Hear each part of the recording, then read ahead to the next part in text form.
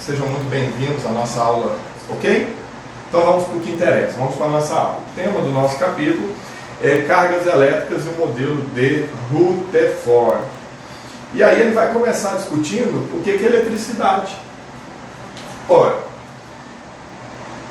a eletricidade, as cargas elétricas, aí eu vou aqui dar só uma revisada do que a gente discutiu lá no início do ano. Definição de química, tá lembrado? Química é a ciência que estuda a matéria, a energia e as suas transformações. É por isso que eu digo para você que química é a ciência que estuda tudo. Se eu estudo matéria, o exemplo de algo que não seja matéria está em energia, o exemplo de algo que não seja energia está em matéria. Ou seja, química é a ciência que estuda tudo. Então, a eletricidade é um conhecimento antigo da sociedade, né?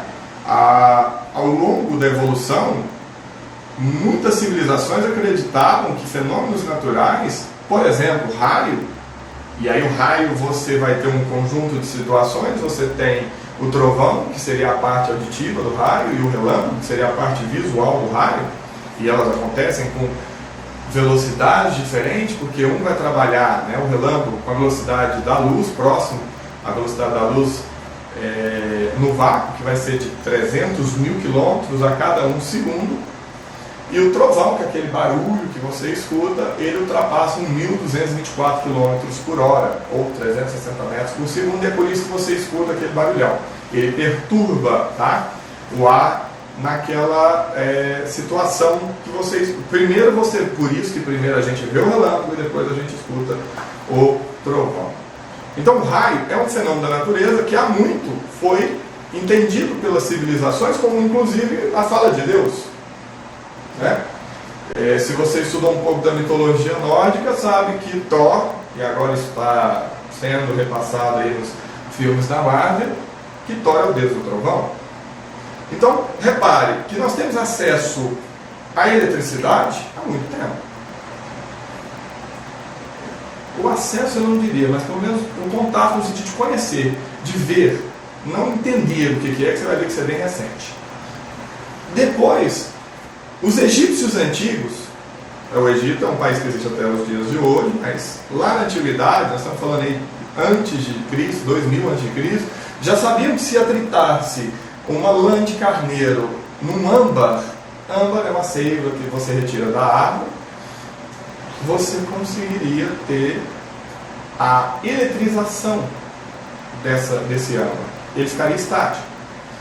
Vocês são jovens, não é da época de vocês, mas antigamente, antes das televisões, né, dos aparelhos televisores extremamente ultra mega finos que existem hoje, as televisões eram de caixa, uma senhora caixa de responsa, e aquela caixa é na verdade um tubo de raios catódicos.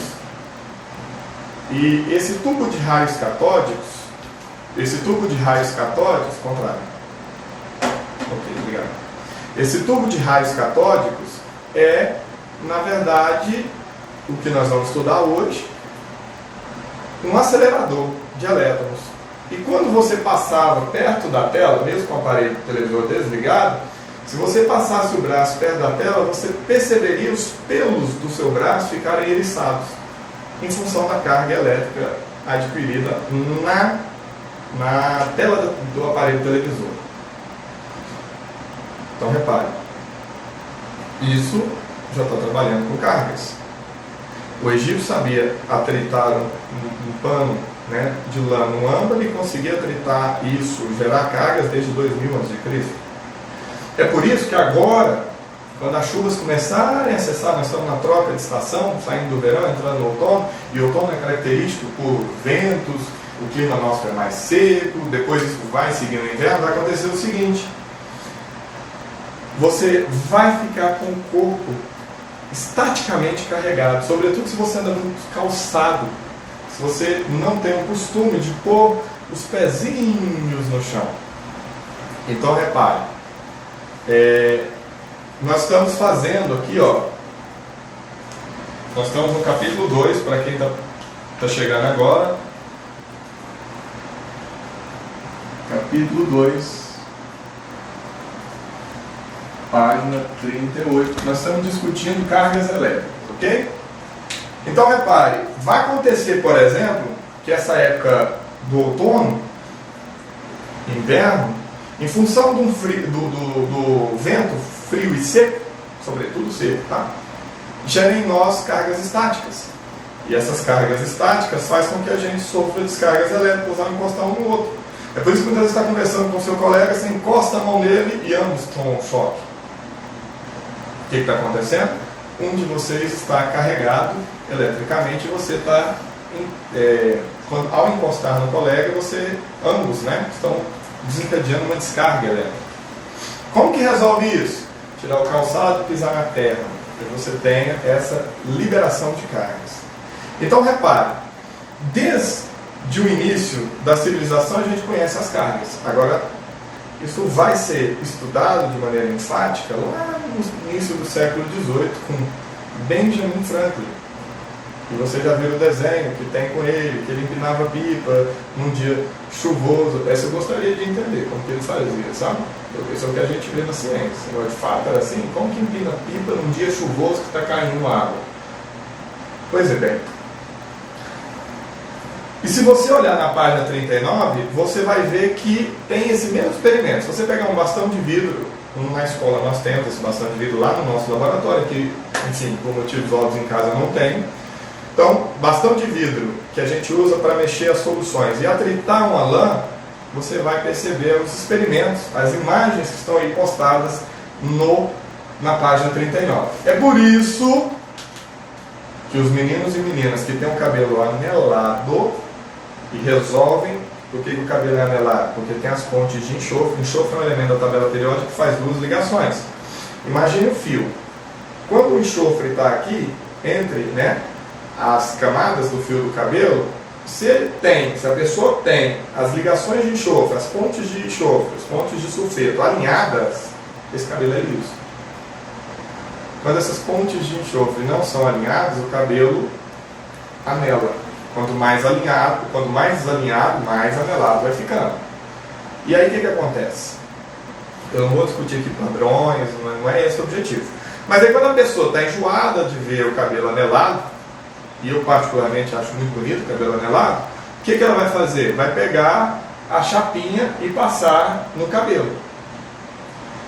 Quando você faz esse movimento de passar a chapinha no cabelo, em função do aquecimento, você vai romper as ligações do enxofre. Só que no movimento de esticar, você vai alinhar as ligações de enxofre, seu cabelo vai ficar alinhado. Só tem um detalhe. Quanto mais anelado, quanto mais desorganizadas forem as pontes de enxofre, mais você vai ter que repetir o processo. Quanto mais você passar a chapinha no seu cabelo, maior vai ser o atrito da chapinha com os fios. Você começa a distribuir cargas para os fios do cabelo. E ele fica estático. Ele vai ficar totalmente duro, inclusive. O cabelo, quando adquire cargas elétricas negativas, ele fica duro. É por isso que se você esticar demais, quando você vira a cabeça, está parecendo que o cabelo está estático, virando junto.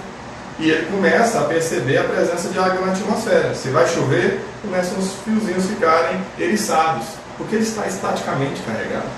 É por isso que quando a gente vai lavar o cabelo, pede-se que use duas coisas, o shampoo e o condicionador. O shampoo vai limpar o seu cabelo, vai tirar a gordura do seu cabelo, mas ele vai deixar o seu cabelo carregado com cargas negativas, é por isso que o cabelo vai ficando duro. E o que o condicionador faz? Ele é rico em cargas positivas e vem neutralizar essas cargas negativas do seu cabelo, deixando ele um cabelo mais macio, mais sedoso, mais, enfim, agradável ao toque. Certo? Por que eu falei do cabelo? Para você perceber duas cargas, a positiva e a negativa. E desde o século XVIII, intensificamos o estudo das cargas. Luigi Galvani, por exemplo, fazia um experimento que eu já contei a vocês. Ele pegava as rãzinhas, ele era médico italiano, cortava as pernas da rã, então separava o corpo das pernas, e aí, usando uma pinça e um bisturi, ele tirava a pele para poder avaliar a musculatura da rã. Nós estamos falando do século XVIII, o iluminismo está ali bombando, a idade das trevas ficou para trás, então agora a ciência vai estudar mais. Mas espera aí, Não é simples assim, do dia para a noite vamos pegar um corpo e abrir, não. A medicina não evoluiu assim. Foi uma conquista aos poucos. Então, o Luiz de Galvani foi estudar a musculatura de uma rã. E ao fazer essa abertura da pele da rã, agora imagine vocês o susto. Você já cortou a perna, o conjunto ali lá no quadril da rã, e arrancou tórax e abdômen. Se é que a gente pode falar quadril da rã. Ficou só a perninha. E aí eu vou tirar a pele. Ao colocar a pinça e o bisturi para remover a pele e de fato ter acesso ao músculo, entender de tendões e osso, etc, etc, a perna contraía, perdão. A perna ficava contraindo como se estivesse vivo.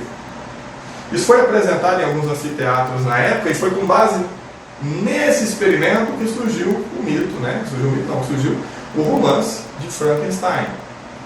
Né? O autor de Frankenstein assistiu a palestra de Luiz de Galvani, viu a teoria das perninhas mexendo e escreveu, né, a Frankenstein. Lembrando a você que hoje a gente usa um desfibrilador, né? Quando a pessoa tem uma parada cardiorrespiratória, você já vê ele se enfia, o médico liga o desfibrilador e dá um choque direto no músculo do coração. Isso é resultado dos experimentos lá atrás de Luiz de Galvani. E Luiz de Galvani escreveu um livro onde ele afirmava que o músculo tem cargas elétricas. Alessandro Volta, um italiano, químico, físico, contemporâneo de Luiz de Galvani, vai falar assim, você está errado. E aí ele pegou discos de zinco, aí punha uma lã embebida numa substância eletrolítica, você não vai aprender isso agora, mas ele tem cargas, tá? Punha disco de cobre, lã, zinco, cobre, vocês entenderam a ideia. E mostrou que aquilo é que gerava a corrente elétrica, e não de fato o músculo. Que na verdade, quando o Luiz de Galvani usava a pinça de cobre e o bisturi de ferro, a perna contraía, não que ela tinha energia, porque ele usava dois metais diferentes. E mesmo quando, se ele usasse, né, a pinça de ferro e o bisturi de ferro, mesmo metal, a perna da rã já não fazia isso. Então, o que derrubou de vez a teoria, né, da energia muscular. Curiosamente, Alessandro Volta, ao mostrar esse experimento, ele ficou conhecido com o nome de pilha, porque perguntaram, isso é o quê? E ele disse, olha, é uma pilha de discos, porque eu pus cobre, zinco, eu fiz uma pilha de discos. E a gente chama os geradores até os dias de hoje de pilha. Você vai ao supermercado comprar uma pilha para o seu controle remoto, uma pilha, enfim, para uma série de eletrônicos. Para esse microfone que eu estou usando agora. Então, é normal. A gente evoluímos bastante depois de 1800 com esse experimento de Alessandro Volta. Porque a partir do gerador nós conseguimos separar alguns metais. Se eu separei alguns metais, eu consegui descobrir aquele metal que até então não existia. Acreditem, o preço do alumínio no início do século XIX custava $220 o quilo. Curiosamente, o ouro não chega nem perto disso hoje. Então presta atenção no que eu estou dizendo. Lá no início do século XIX, o alumínio custava $220 o quilo. Isso é inimaginável. O salário mínimo era muito aquém disso. Hoje o alumínio é uma coisa barata, que a gente tem aí nas latinhas de refrigerante, etc. Por quê? Porque foi desenvolvido tecnologias. A partir da pilha de Alessandro Volta, a metalurgia ou eletrometalurgia foi desenvolvida e a gente conseguiu fazer, né, essa evolução de alguns metais. E existem duas situações. Nós podemos ter a eletrização por atrito. E o que seria eletrização por atrito? Eletrização por atrito é você esfregar duas partes, como a gente comentou, e ambas as partes adquirirem carga. Então, quando eu atrito duas superfícies, dois elementos diferentes, eu posso criar cargas nesses elementos. E existe uma outra forma de aquisição de cargas, que é a indução. Se eu chego com duas esferas de metais, uma está eletrizada, ou seja, tem cargas elétricas distribuídas nela, e eu encostei essa esfera de metal, numa outra esfera de metal, essas cargas vão migrar. Ora, nós sabemos que metais são bons condutores de eletricidade. Para você estar me assistindo agora, com certeza tem energia elétrica na sua casa. Você está utilizando, ou o modem está ligado na tomada, ou o computador está ligado na tomada, ou o seu celular está ligado na tomada. Ah, professor, o meu não está ligado à tomada porque o meu celular é novo e é uma bateria top. Parabéns, mas a sua bateria está gerando, está transformando energia potencial química em energia elétrica. Exatamente o que o Alessandro Volta fez lá atrás. É por isso, e nós devemos muito a ele, essas tecnologias que nós temos hoje. E, a partir de Alessandro Volta, o eletromagnetismo foi desenvolvido. E aí nós vamos falar de Michael Faraday, em 1830, fez uma série de experimentos, as equações de Coulomb que seguiram depois as equações de Maxwell lá em 1870. Mas por que eu estou falando de eletricidade? Por que o nosso livro vai trabalhar eletricidade? Isso é um assunto mais inerente à minha colega Ana lá na física. Ela que vai discutir com você muito melhor do que eu.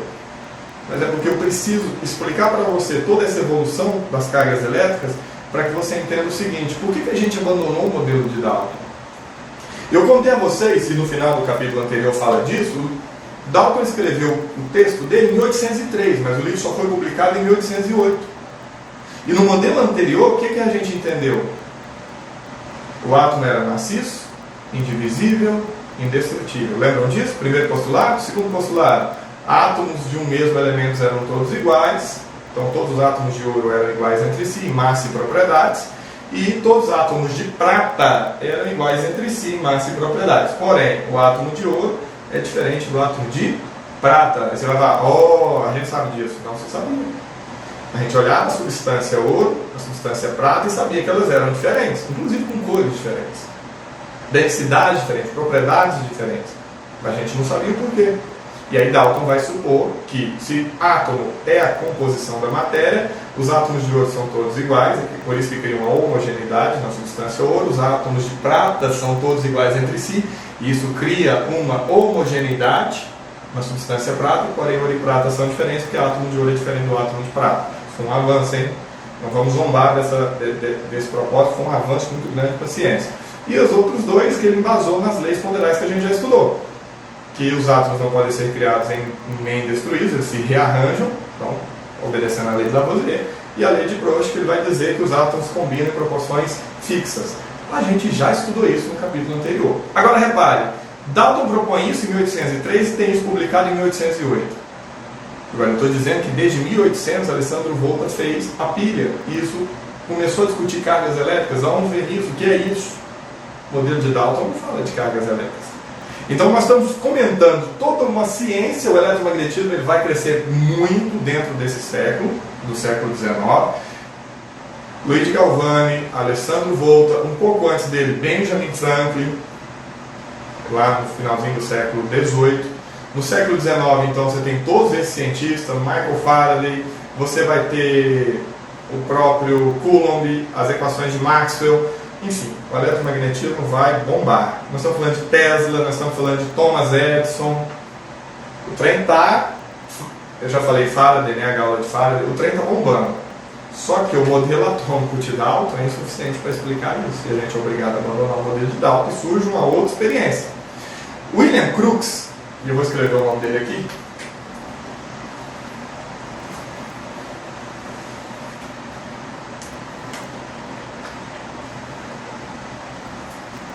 Aí você falou assim, professor, você falou um monte de nome e não escreveu. Deixa eu dizer uma coisa, eu estou te contando, eu estou te inserindo no contexto. O livro seu faz essa inserção contextual. Claro que de uma maneira mais superficial. Eu gosto de trabalhar essa historinha bem contada, eu vou dizer por quê. Porque senão, eu já contei isso para vocês em sala, mas pode ter outras pessoas nos assistindo, senão fica parecendo assim, que do nada, hoje, dia 20 de março, eu levantei da minha cama, eu sou um cientista e vou propor um modelo atual, porque eu estou insatisfeito com o modelo atual. Não é bem assim. Esses cientistas estão imersos, eles estão numa situação de efervescência científica, cultural, e eles são compelidos a propor um modelo diferente, porque o vigente já não explica o que está sendo observado. Dalton era um modelo, assim, muito bom, mas não explicava a natureza elétrica da matéria. Eu já escrevi isso para você nas aulas anteriores. Se você não tem isso no seu caderno, põe lá, PS, né, pós-scriptum. O modelo atômico de Dalton não explicava a natureza elétrica da matéria. Eu já escrevi isso, então não vou escrever no quadro hoje, porque o objetivo é que você já tenha isso no seu caderno. Então, o modelo atômico de Dalton não explicava a natureza elétrica da matéria. E aí surge o William Crookes. William Crookes, 1870, um químico, Aliás, perdão, físico, ele não era químico. Inglês, depois ele recebeu o título de Sir William Crookes. Ele fez o que ficou conhecido como ampola de Crookes, faz sentido, né? O nome dele. Ele pegou uma ampola de vidro, tá? Aqui dentro ele tinha diferença de potencial. Então ele tinha um gerador. E dentro dessa ampola de vidro, ele colocou um gás rarefeito. O que ele fez? Tudo que nos cerca, aqui agora, na nossa atmosfera, é o ar atmosférico, uma mistura de gases. Então ele colocou um gás lá dentro e foi tirando esse gás aos poucos, aplicando vácuo. Lembre-se que se você tem um vidro e aplica um vácuo, que é retirar a matéria de dentro do vidro, você vai sofrer um caso de implosão. Tá? Então, isso aqui é o que ficou conhecido como a ampola de Crookes. Tá? Ou ainda, vamos escrever aqui, ampola de Crookes, ou tubo de raios catódicos.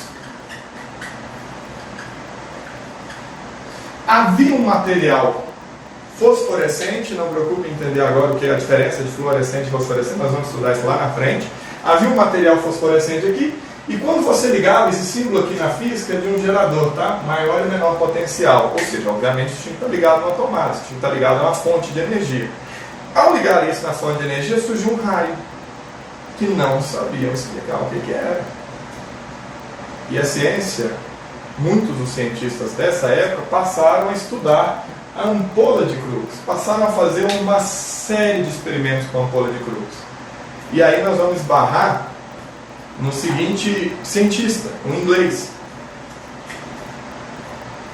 Joseph John Thomson, 1897.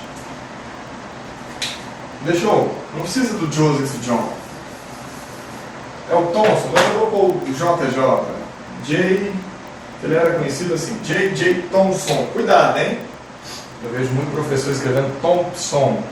E acaba que os alunos vão propagando esse erro. Não tem um P mudo aqui não, é Thomson. Thomson com P mudo é outro cientista, depois a gente vai falar dele. J.J. Thomson, um químico, um físico inglês, lá em 1897, também, na Universidade de Cambridge. E aí, para quem assistiu aquele filme, vale muito a pena, tá? Eu já deixei de tarefa de casa para vocês no início do semestre. A Teoria de Tudo, que conta a biografia de Stephen Hawking. E tem uma parte no filme que, quando ele chega na universidade, um dos professores abre uma porta e fala: foi aqui, neste laboratório, que Joseph John Thomson descobriu o elétron. Então, repare, muitos cientistas, olha o ano aqui, 1870, olha o ano aqui embaixo, 27 anos depois. Muitos cientistas fizeram uma série de experimentos com essa ampola.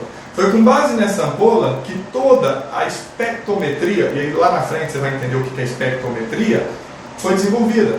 E é por isso que a gente vai estudar o diagrama de Aufbau, o diagrama de construção, ou o diagrama de Evans-Madelung, que aqui no Brasil é ensinado de maneira errada como diagrama de Linus Pauling, e não me pergunte por que, eu não sei.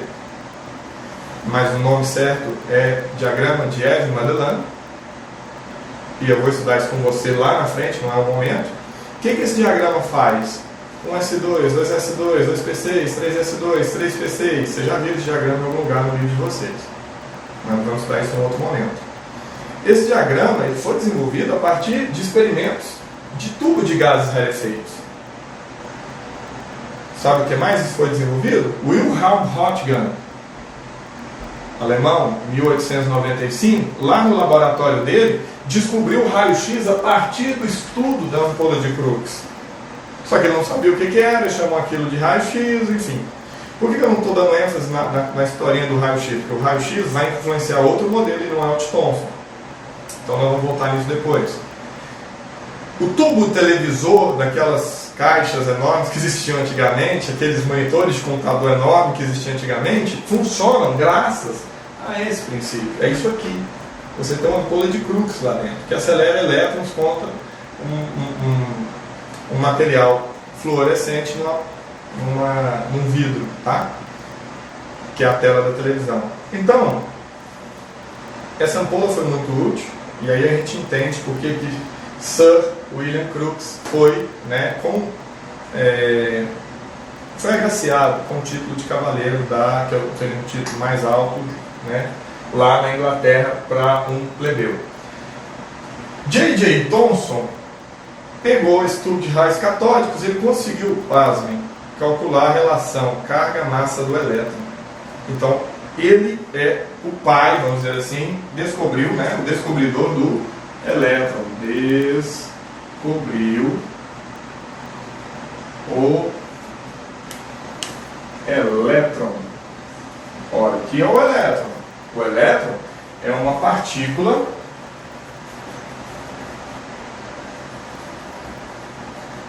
negativa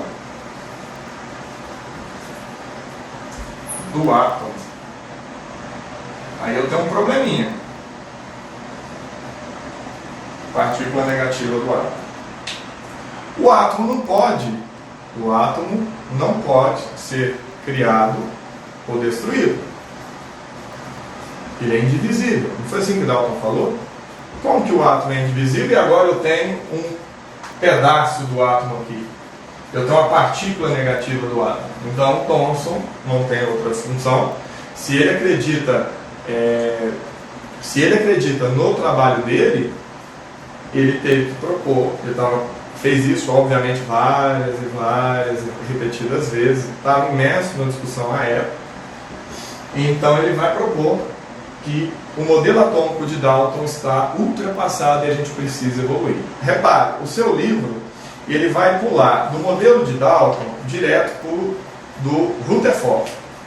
Eu vou pôr o de Thomson porque ele foi uma grande conquista entre o de Dalton e o de Rutherford, você vai entender depois, no modelo de Rutherford, e eu acho que então isso aqui é bom que você esteja anotando, isso vai estar depois disponível para você no YouTube, mas eu preciso falar sobre isso.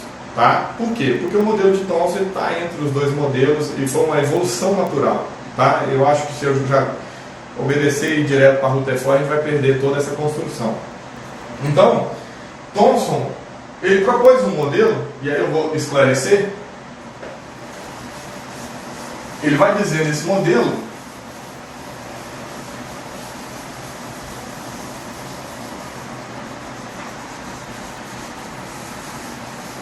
Thomson vai dizer que ficou conhecido como o modelo do pudim de passas. Então, o que diz o modelo de Thomson? Modelo de Thomson, perdão. O átomo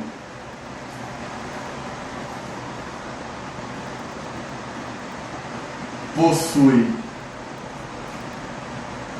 elétrons de cargas negativas que estão incrustadas em uma massa positiva. Olha que legal. Ele está dizendo que o elétron tem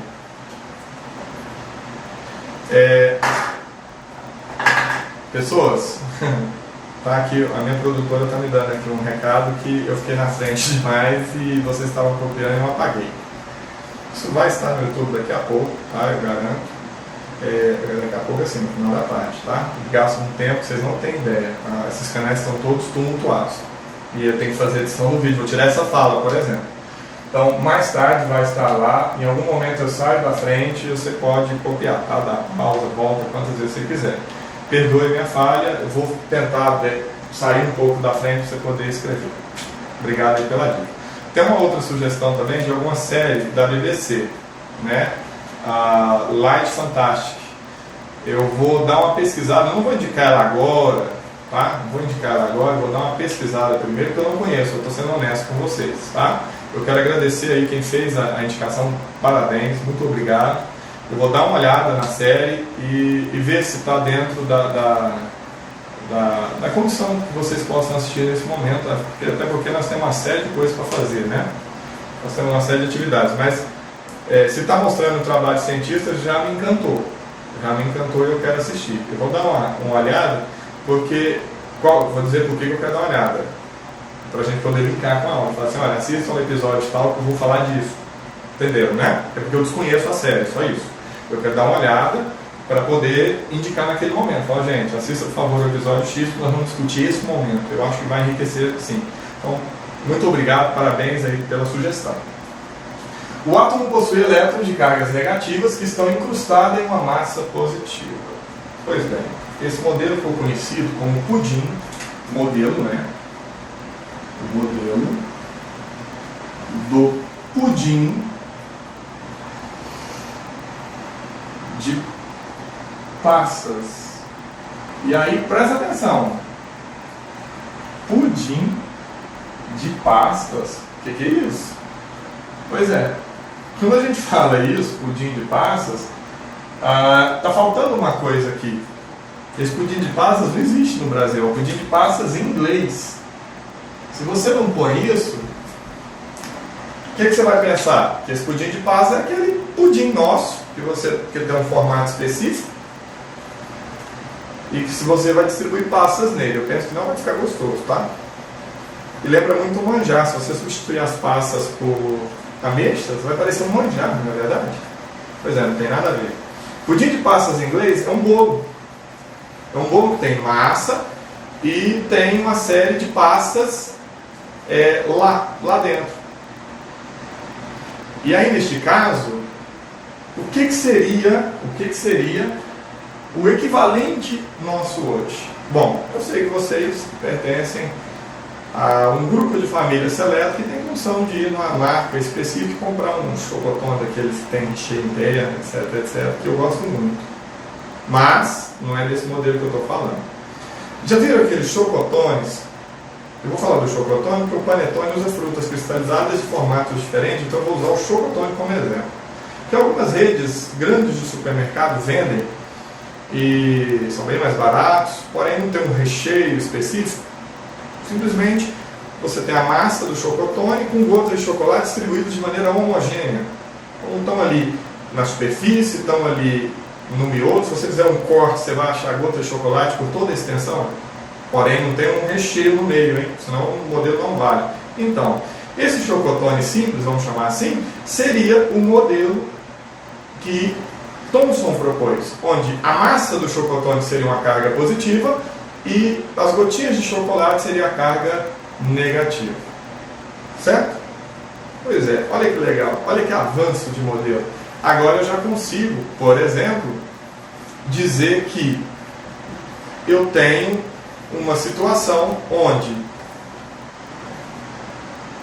a massa do panetone é positiva e as gotas de chocolate são negativas. Tá, e daí? E daí que agora eu explico a natureza elétrica da matéria, o que a energia tem na matéria.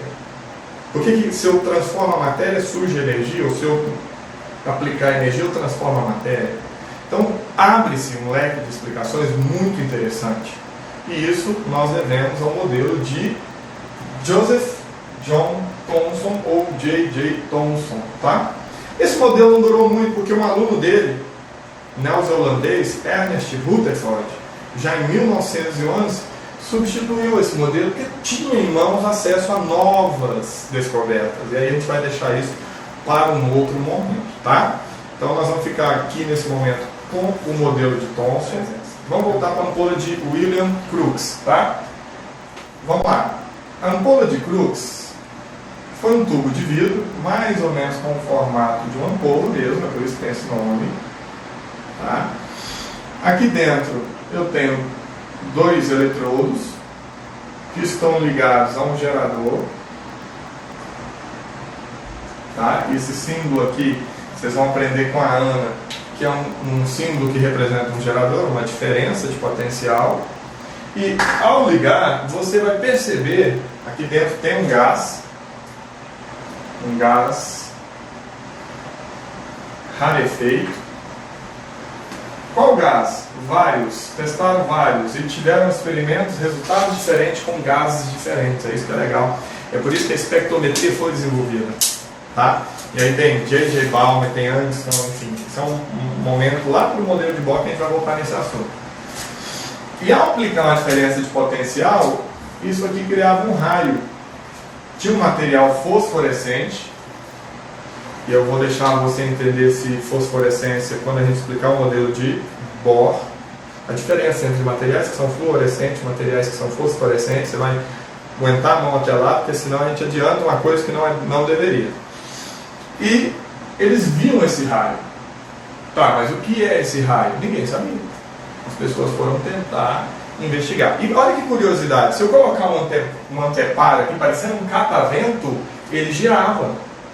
Isso dava características que este raio tinha natureza particular, de partícula, porque ele batia na hélice de um catavento e fazia ele girar. Ué, entretanto, se eu colocasse um anteparo aqui na frente, ele esquentava. Então ele tinha características de energia.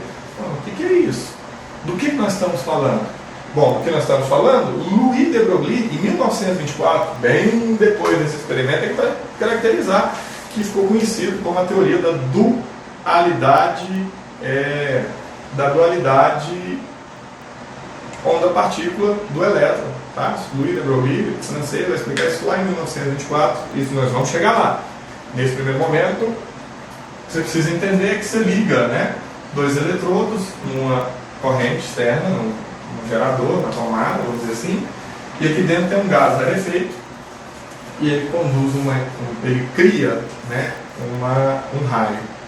Esse raio a gente vai denominar lá em 1897 como elétron, tá? Joseph John Thomson vai chamar isso de elétron, tá? Um beijo a